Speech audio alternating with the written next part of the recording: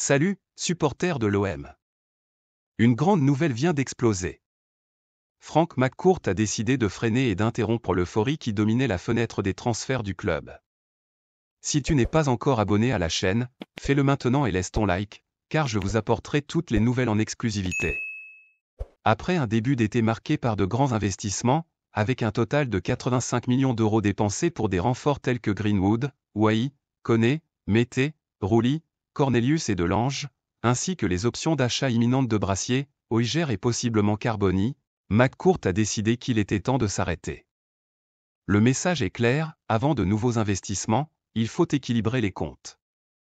Pablo Longoria, président de l'OM, a travaillé sans relâche pour façonner une équipe reflétant la vision de Roberto De Zerbi, mais il se heurte maintenant à la réalité financière imposée par McCourt. Le propriétaire, malgré sa générosité jusqu'à présent, ne peut pas ignorer les chiffres.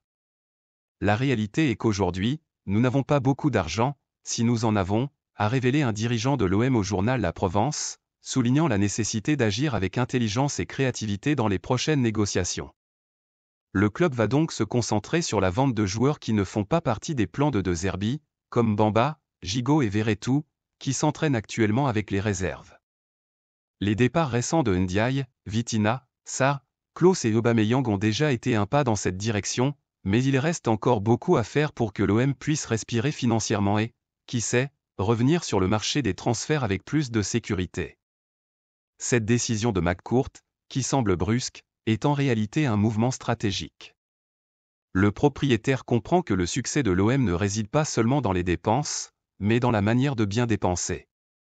Maintenant, c'est à Longoria d'être aussi habile à vendre qu'il l'a été à acheter, en garantissant que l'Olympique de Marseille reste compétitif sur le terrain, sans compromettre sa stabilité en dehors.